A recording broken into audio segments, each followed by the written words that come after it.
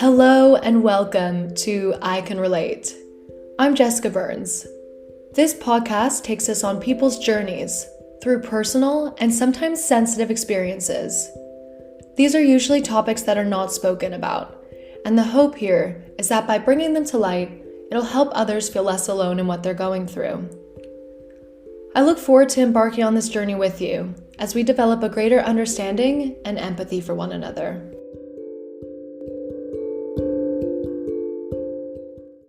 Today, I'm sitting down with holistic mindfulness coach Chiedu.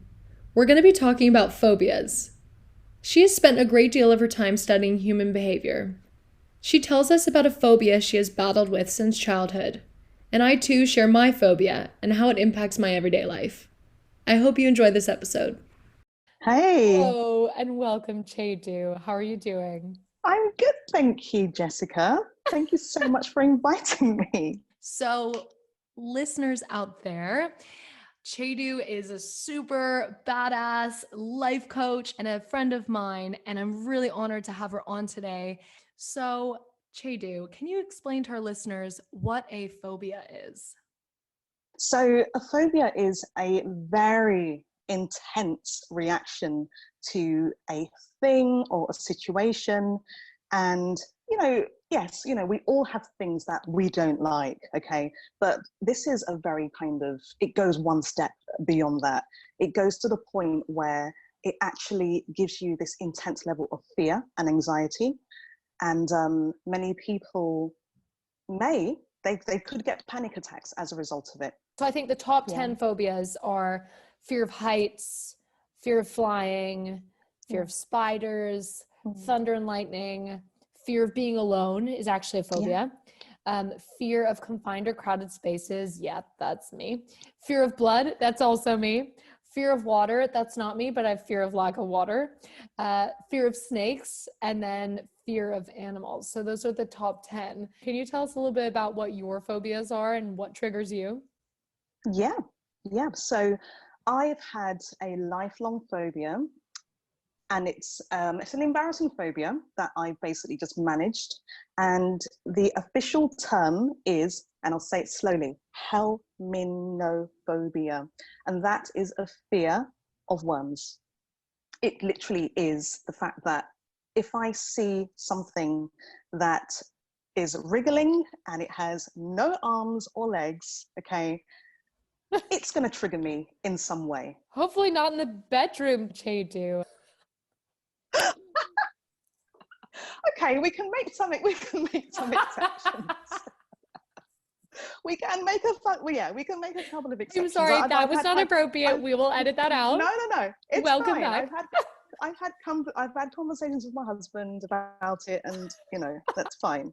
But there is a certain look that will trigger me. Yeah. They tend to be in the ground as well. Oh, okay. Yeah. So, yes, I've had this since I was a child. I can't remember what the trigger was, how old I was. I know it would have been sometime around primary school. And it's just something that I've always been fearful of. So the way it would manifest is typical scenarios. I'll be on my way to the station. I generally live, not too far from the station, around 7-minute walk. And in certain weather conditions, I'm looking down on the floor and I would notice a worm. There is something about it that really, it just sets me off. So the first thing I notice is that I'll start to clench my hands really, really tightly. My entire body will stiffen, and I find it difficult to just walk normally because, of course, my fight or flight reaction is starting to kick in. And the last thing you want to do when you are trying to get from A to B, you've got a train to catch, you need to get to work, and your body is just taken over with fear. It kind of stops me from feeling that I'm normal. And that was one of the things that I felt was, okay, jokes aside, yes, it's a really strange phobia, but I've got to do something about this. Yeah. Is that why you went into study human behavior? Yeah, so I've always been into human behavior, psychology, the way the mind works. And with this particular issue that I've had, as I say, it's never, I just thought I had to just live with it. I didn't think that I could actually do anything about it.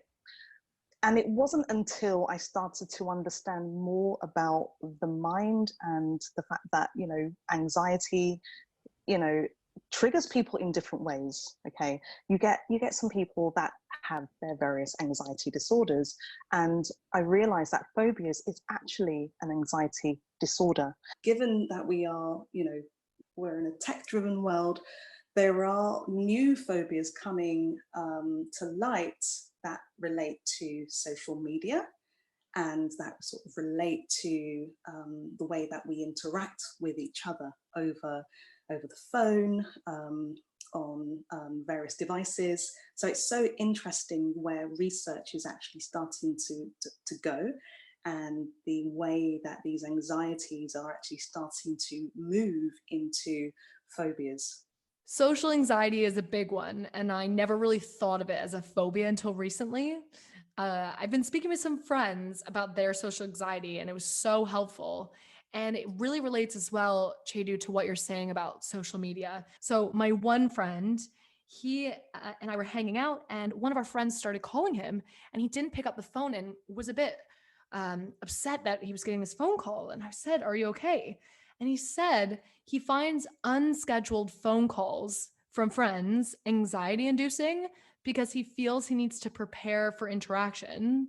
Otherwise, he isn't his best self and he's worried he might say the wrong thing. I thought that was super insightful because as an outsider looking in, I didn't understand why he couldn't just pick up the phone. But when you actually ask someone, you realize anxiety disorders are extremely debilitating. The thing that is really sad about these types of phobias is that, you know, it's different because we can't see what's going on, okay? And we are internalizing these feelings, these thoughts, these fears, and it can feel incredibly lonely when you're going through, you know, these sensations and these fears by yourself. And to go through those motions over things that, you know, to the outside world, you know, seem to be no, it's like a no-brainer, you know, to the outside world, but to the person that is going through it, you know, it is a big deal. It really is. And I think that's where often the embarrassment and the shame can come with it, because if you're going through that level of anxiety or a particular intense reaction towards something that relates to simple conversation, it's easy for you to actually cast that judgment on yourself. And so that cycle continues. But I'll tell you more about what actually triggered me to moving more into helping myself. So there was a time where I couldn't leave the house, and I getting ready to leave, and I saw a worm, and it was a big one. Okay, it was quite juicy, and it's pouring down with rain. Sorry, almost used the P word.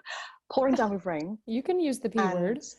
Okay, it's pissing down with rain. Okay, let's be real. It was like chucking it down, and I saw a worm, and I just thought, I just can't. So yeah, this was quite some time ago, and I remember my husband saying, "No, don't worry, I'll take you. Don't worry, you are going to get to work." All right. He's always taken this thing seriously because he's seen the way that I change into another person. I am like, you know, I'm shaking, I'm stiff, you know, my heart's breathing. I can't even talk properly. I start stuttering. Just that whole picture that you can imagine.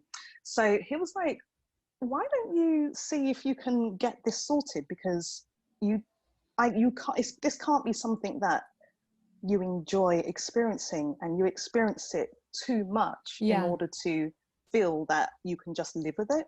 Yeah. He's And like, I I thought, can't be yeah, driving you everywhere. You I need to get know. this sorted. Yeah, exactly. You know, it's no Uber service, right? You know, Yeah. yeah. So, you know, he had a point. He had a point. Yeah. So I looked into different types of modalities.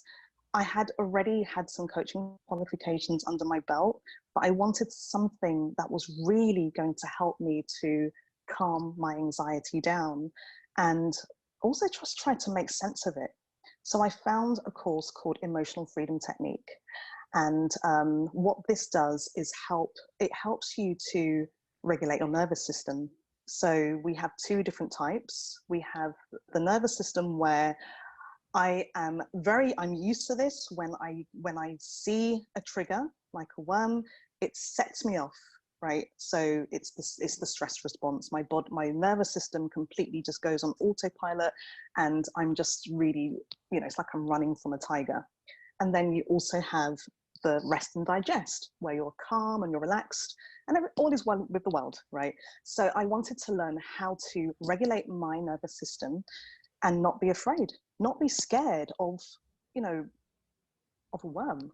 I mean, when I say it, even when I say it today, it sounds so ridiculous. I can relate with you on it impacting your everyday, because when I, pre-COVID was taking the underground to work every single day, I started getting really bad anxiety about being stuck on the underground. And I think it all came from when I was really young. My family and we stayed in this cabin overnight, and it was so pitch black. There's no like electricity. And I remember waking up in the middle of the night because I had to use the bathroom, but I couldn't even see my hand in front of me. And all of a sudden that made me feel really claustrophobic. So I felt like I couldn't get out. I didn't know where I was. And then I think thus was born my claustrophobia. And fast forward to being a 26-year-old on the tube in London. And I guess I wasn't scared of the underground. I didn't associate it yet until I was really hot on the underground. I normally take the Northern Line in London, which for listeners out there is one of the busiest lines. You ride this large earthworm. Sorry, Chiedu, I don't want to trigger you to work, and you're like in someone's armpit the whole way. And it's really, really claustrophobic. And I fainted because I didn't bring water with me. It was so hot, I fainted. I was like wearing my business suit. But when I fainted, the doors had just opened, and I hit my face on the door and then fell onto the platform. And I'm not joking. Hello, freaking Londoners. Nobody helped me. And I'm crawling along the platform, hands and knees in a suit, saying, help. And I felt Wow. like the world was collapsing on me. And the reason no one, I'm guessing, helped was because everyone didn't want to be late for work. No one wanted to get off the tube and help, because it happens all the time. People are always fainting on the tube. That they even say, please bring some water with you. So I stopped being able to take the underground for a really long time, and I started cycling in London. And I genuinely was like, I'd rather like risk dying on the streets than having the anxiety panic attack every morning when I get on the underground. But I've done something where there's a book called How to Rewire Your Anxious Brain. And what I've done is I keep putting myself in situations, the same situation, and trying to create a good memory rather than and that's how anxieties are created. There's a bad memory there, and you remember it. So every time I'm on the underground, I try and look forward to, I'll have a movie downloaded. I always have to have a water bottle. I don't know why. I whenever I leave the house, I think it's another phobia. I'm like, I will die if I don't have water. So I've retrained myself to be like, actually, the tube's an enjoyable experience where you can just relax. It's been hard to get there though, and I definitely am not fully there. So I really want to unpack the idea around retraining your brain. So I went on an NLP practitioner course, and do you know, just for clarity, so NLP stands for neuro linguistic programming. It's a way of helping you to almost reprogram the way that you see things, your thoughts, your belief patterns, and it's incredibly effective. So on the course, there was a facial phobia day, woo! And they were talking about all these various, the key phobias that you're going to actually see. You're going to get a chance to be up close and personal with your phobia. And they were talking about snakes. No, I didn't take it seriously because I thought, all right, they're probably just saying it and you'll see it on the TV. Can I just say that it was a massive room full of people, okay, that had signed up for the course, all right? And they brought out the biggest snake. Oh my gosh. I'm not even going to say what it was called, but let's just, honestly, oh my gosh, sorry, but let's just say it took about 5 fucking people to carry out this MF, right? Yes. Oh anyway, okay. She's back in the room. Okay, right? And I took one look at it. I was standing up because I thought, right, I'm getting my ass to the back of the room, right? And the moment they brought this snake out, and can I also say, Paul McKenna was also on stage as well. That was how like serious this facial phobia day was, right? So I don't know if you know Paul McKenna, but he is like a leading hypnotist, and he's done a lot of he's an author. He had a series, so for listeners, definitely check out Paul McKenna. He's got a lot of material when it relates to phobias and changing your mindset and all sorts of stuff that you can do with the power of the mind. Anyway, as soon as I saw this thing that they brought out, I collapsed. I fainted. So can I just say, right, that if anyone is interested in facing their fear, please don't do what I did and, just thought, right, okay, I've got the tools, I'm gonna like go for it. No, right? Please do it in a safe way, because that certainly was not the way that I envisaged, and the exposure therapy was a bit too full on for me. Okay, you're talking about someone that has a phobia for little garden worms. I mean, to actually see a garden worm magnified by, I can't even imagine. It's like the worst thing. Oh my God, Chiedu. So one of the, I mean, you can imagine the room was dotted with all the various like horse trainers, because it's like a huge thing, right? They had a coffin. They actually had a coffin for people to lie in. No. So, Jess, I'm not quite sure how you would have fared in the coffin. And it was like in a massive So they basically made us sort of see like, right, guys, we are serious when we want you to overcome your phobia. So they brought out all the various triggers, okay? They had like a huge, a huge tarantula, for those spider lovers out there. Like all sorts. There was about 10 different common ones. And so what we basically did, so this is where it got really interesting. And it just, for me, it showed me that I have to learn how to regulate my nervous system. So we learned how to put ourselves under self-hypnosis.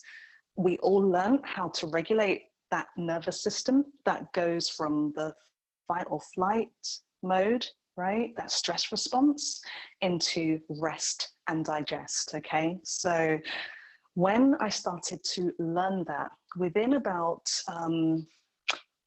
half an hour, I went upstairs and there was like a room full of all your various lovely triggers, okay?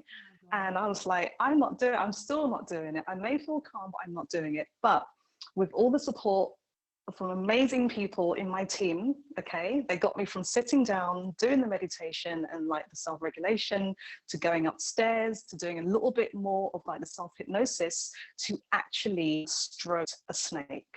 Oh my God. That was how amazing the experience was. So from me collapsing on the floor, literally, to, learning the tools to regulate my nervous system, to going upstairs and touching a smaller version, might I add. It was a smaller version, because no amount of meditation was going to make me see that thing that they brought out on stage. Like, no way. But for me, that was my own victory. Wow. whenever I am feeling anxious, I do this butterfly movement. You tap your chest right and left, and you just keep doing that, like the wings of a butterfly. You keep tapping. And I remember first seeing, and it does manage to calm me down, because I think for me it just distracts me. But I remember I have a really big fear of needles, and I was in the hospital a couple of years ago, and they had to give me IV antibiotics, and I have no family in England. So whenever, I mean, I've got great friends here who I rely on heavily, but my boyfriend, I called him, I was like, you need to get here because they're going to put a needle in my arm and I'm going to lose my mind. I'm going to lose my mind. And I remember he remembers better. He came into the room and I was rocking back and forth with my like phobia, anxiety, going crazy, tapping my chest with the butterfly movement, going, I'm okay. And I literally was just like, my hair was in my face, looking like that girl from The Ring, like Samara or whatever. And it was just looking terrified. And he just has this image. He was like, I'm so sorry I didn't get here sooner. I was like, please take it seriously. But when people don't take it seriously, it's really hard, because you don't feel safe in, like, for me, when people don't get it, I'm like, okay, I don't feel safe around you. I need you to get it. Because if I freak out and you don't take it seriously, I'm going to freak out more. Yeah. So I was closing my eyes and just really feeling that. Yeah. Because, you know, sometimes just because we are smiling, just because we're, you know, our exterior is fine, it doesn't mean that everything is okay on the inside. Oh, yeah. Right? Mm-hmm. And, you know, that there is definitely something to be said for that whole feeling of just that general, you know, being heard, being understood, and feeling safe. Yeah. I don't speak to many people about this because it's something that it's the fear that someone else is going to not take me seriously. Mm-hmm. You know, from a mental health perspective, there is a lot to be said for that, you know, feeling, knowing that there are certain people in your life who you can be yourself with, who you can open up to, even if you feel so embarrassed, you just think, this is just absolutely ridiculous. Like, what is wrong with me? Yeah. And just having, you know, those key people who are not going to judge you. Mm-hmm. So yeah, and my sons, they've been with me within my journey, and they get it. They totally understand that. Mummy. And in fact, there was once where I feel I handled a situation really well, and you know, my older son was like, yeah, no, you handled that really well. So they take it seriously. They do.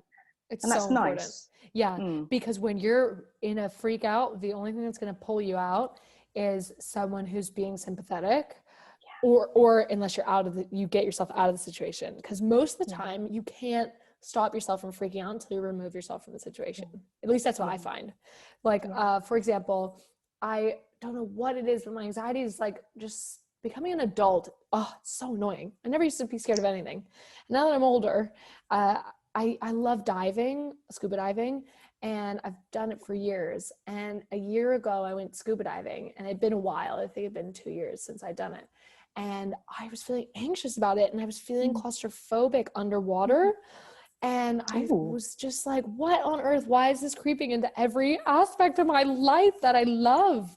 Like, so I remember I was down under, I think I was 30 feet under, and I started having a panic attack. And the last thing you want to do, because my mask was fogging up, so I couldn't see anything. So I'm 30 feet underwater, my mask is fogging up.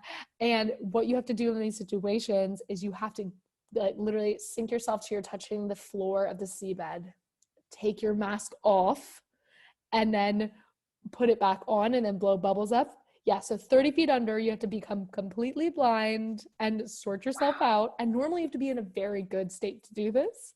But obviously I was not in a good state. And I remember I had sunscreen getting in my eye too. And I was like, I'm going to die down here. But luckily my sister, she saw that I was panicking. And she's amazing. Shout out to Laura. She came up to me and she so calmly looked at me. You can't speak underwater, but when you have your person, all you need is that eye contact. You're okay. And she just looked at me. We held hands and we did a couple breaths, and then I did it and I was fine. But yeah, so anyone out there who has got a phobia, if you know you're going to put yourself in a situation where, you know, like Chiedu says, there's going to be worms, you want to be around people you trust because they need to take it seriously. So plan ahead. Yeah, well, I mean, for me, I'm never going to be around people that I trust in the moment. Okay, Okay. right. However, I have a really great close knit of specific friends who I can call Ah, when I've it's like you have. experienced it. Okay. Yeah. And that's so I had great. one, there was one particular one I remember. I kind of seen quite a few in that day actually, and people tend to say, but I never see them. Is this all in your head? Like, I never see worms on the floor. What's your problem? Like, Yeah. you know. Yeah. And I remember calling her, and I was sobbing down the phone, and I was like, I feel so embarrassed. I feel really out of sorts, you know, because it's almost like I don't feel validated Mm-hmm. as in terms of my experience. My experience doesn't seem real, but I feel like a nervous wreck when it happens. It's like it completely takes over me. And it was just so nice just having her listen to me and saying, that's fine, it's okay. That is your story, that is your experience, and you know, no one can take that away from you. And I totally get it. I understand what you're like, and it's okay. Yeah. And that's everything. And Yeah. it's so great. Phone a friend, call a friend. I think one of my worst triggers that happens every single day, especially when I'm traveling, is I get scared of being locked in a bathroom. So it's part of the claustrophobia, right? So I would rather someone walk in on me, like pants off on the toilet, than lock the door. Seriously, I don't care who it is. I'm like, and I'm not like bold. I'm like, I don't like care. I'm like, oh yeah, like people can walk in on me. Like I care about that a lot. I just like everyone else, I have a lot of shame with that. But I would rather someone walk in than accidentally get stuck in a bathroom. So it happens a Wow. lot where I really prefer like the bathroom doors that actually have like the old school just like hooks. I'm like, yes, thank you. Because the ones on like the train where you have to press the button and it's like the door is now locking. And then I'm like, what if the train turns off? What if we lose power? I'll be stuck in this metal can. So I'm always a mess. When if I had a video of me coming out of every bathroom public, it would be hilarious because you just panic mode in my eyes, just shoving myself out of this bathroom. So let me ask, so how long does it take for you to calm down once you've been in that situation? Ooh, so with the bathroom, it's immediate when I'm out, but I think it depends how long I'm in the situation. So another example is 5 years ago, I went skiing with very close friends of mine, and we were all on the lash, like drinking and having a great time. And for some reason, you had to get an elevator we're in like the Alps, and you have to get an elevator. Sounds like a very cool holiday. It was. So we get this elevator, and my girlfriends and I are in there, and all of a sudden, these rugby guys who are also our friends, but they shove in, and I think there are about 20 of us in this elevator now, and I'm already scared of elevators. That's part of it. So I genuinely was like, nope, get me out, get me out, get me out. So I'm trying to move everyone. Everyone's drunk, like, hey, what are you doing? All of a sudden the doors close and the elevator drops. And I lose my shit very, very quickly. So I know no one's gonna get it because everyone's drunk. So I face the wall, I face the corner, and I start doing that classic that I told you about before. I'm okay. The butterfly tats, like, I'm okay. I'm gonna get out of this can that's literally now just dropped a little bit. And I hear my friend trying to press the emergency call button, and they're like, it's not working. And then I start spiraling more. And then my friend picks up her phone. She's like, there's no signal. And I was like, oh my God. So we're in France. It's a Sunday. No one's going to be working it anyways. And we're in the middle of nowhere in a mountain, stuck. So eventually we got one of my friends on one of the guys' shoulders, and we got signal. And she spoke French, thank God, because the woman on the other end was like not gonna speak any English, which is fair. It's in France. That makes sense. So we were very grateful that she spoke French, and they came 2 hours later. Chiedu, 2 hours of my anxiety, of 2 hours of everyone having like a come down from alcohol, like the guys being like, I need to pee, I'm gonna pee in here. And I was like, I swear to God, if someone gets their dick out, I am gonna lose my mind even more. So anyways, they get us out of the elevator, and I just remember the anxiety dump that you have at the end of like, I just fell out, and I just like went down and just like laid down in the snow and was just being soaked, and I was just like, I don't even care, because for some reason when I get cold it helps my anxiety. I don't know why. I can understand that. But yes, so it depends. If I've been in there for a long time, it takes me a long time to get over the anxiety. But yeah, each thing like that just worsens the anxiety in general, because those types of anxieties like yours are just so common to experience every day that they just keep getting worse. So it's hard. It's so hard to get over them. It is. So what? Okay, so a couple of things. For me, my phobia increases if I'm stressed. So when if I'm going through like a really stressful period, I find that the reaction that I have, been working on, I've been regulating myself, and it's like, okay, let's like agree to disagree, all right? You do you, one, and I'll do me. That's all right. So all the work that I've done on myself, it last year, it went out the window. I felt I was like back at square one, right? Back at square one, completely no control, nervous wreck, tears, you name it, everything. And I was actually thinking, so what is it about this period? Why have I've sort of, fallen off the bandwagon, so to speak, with all of the tools that I learned, right? I learned emotional freedom technique. I did an NLP course. I actually touched a snake. I went under hypnosis. I learned how to hypnotize myself. I did all this work, and it just went. So I then made the connection around the fact that I'm already stressed, and it can sort of heighten anxiety. And for me, I'm not an anxious person, but my trigger is by way of a phobia, right? So it's constantly, like that. And I can, which is something that I'm aware of. And for me, it's about being kinder to myself and recognizing if I am going for a stressful period, just to be aware that it's likely. It doesn't mean that I've lost all the tools. It just means that my body is already on that fight or flight mode. And so it's going to be harder for me to deal with it. And so with that kindness, living my calm life, which I try to do, just living that and continuously just working on myself in a really sort of bit by bit way, it all adds up and it all helps. Yeah. I get that when I'm hungover, honestly. If I am hungover, I just know I'm 2 seconds away from panic attack with any situation that like claustrophobic wise. So I'm like you, I'm more patient with myself.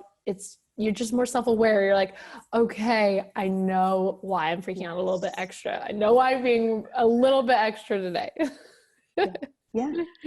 So as a life coach, what would you say to listeners out there who are dealing with their own phobias of how to manage it? Okay. So the first thing I would say, it really is patience, as you've said, being your own best friend. Because if you think about it, it's only us that's in that moment, right? And with anxiety, we can sometimes, it's almost like you're disassociating yourself. And what comes with that is also that shame and that fear. But if you can, sort of work in partnership with yourself and have that kindness, treat yourself with that compassion, and actually, you're then actually able to have a different dialogue in your mind. You will get through it. And the more patient you can be through that process, the more you can lean in to that fear, okay, it can actually help to melt it. I'm not going to say it's going to melt it away, but it can help to actually give you that sense of control back. So for anyone out there who is claustrophobic or has any kind of phobia, whether it's the top 10 or whether it's not at all, don't be embarrassed about it. Number one, surround yourself and make sure you have that person call when you get anxious, because it probably will happen again. But yeah, be kind to yourself. And thank you so much for coming on and being so open about it. I really appreciate it. Oh, you're so welcome. It's been a pleasure. You've been listening to I Can Relate. If you'd like to hear more of these episodes, please subscribe, rate, and review this podcast. You can do this on Apple Podcast, Spotify, or any other platform you're listening on. To become a part of the community, follow us on Instagram, Twitter, Facebook, and LinkedIn. Join me next time for another episode. Thanks for listening.